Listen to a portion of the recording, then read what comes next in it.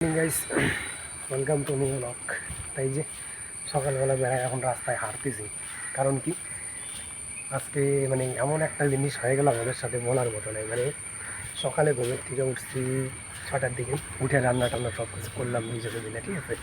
রান্না বাড়ি টোটাল করার পরে সব রেডি। তাই এখন আমরা কাজের জন্য বেরোবো। তখনই মালিকের ফোন আসলো যে মালিকের আজকে কী প্রবলেমের কারণে আজকে মনে করো সবারই কাজ বন্ধ, টোটাল সাইটই বন্ধ আজকে।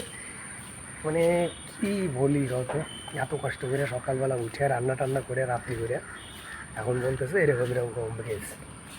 এখন কী করবো, যাই একটু বাজার টাজার দিয়ে হাইটে মেটে আসে, সারাদিন ঘরের ভিতরে শুয়ে থাকা লাগে, ঠিক আছে। তো চলো বাজারে যাই, তারপরে আজকে কী করি না করি আর কি হয় সেটা ভালো মতো বলবো নিয়ে আসতে।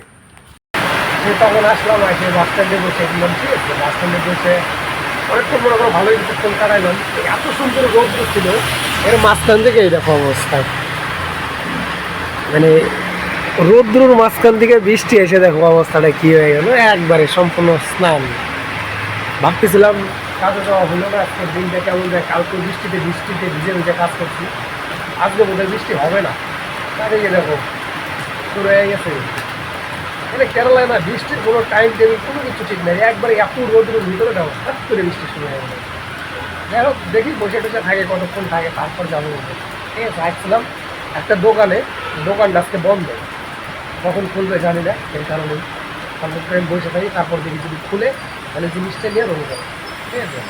চলো অপেক্ষা করি। এতক্ষণ করে বসে রইলাম, দোকানটা তাও খুললোই না, ঠিক আছে। তারপর আবার বৃষ্টি আসতেছে, এই কারণে তাড়াতাড়ি রুমে চলে যায়, ঠিক আছে। চলো রুমে যাই।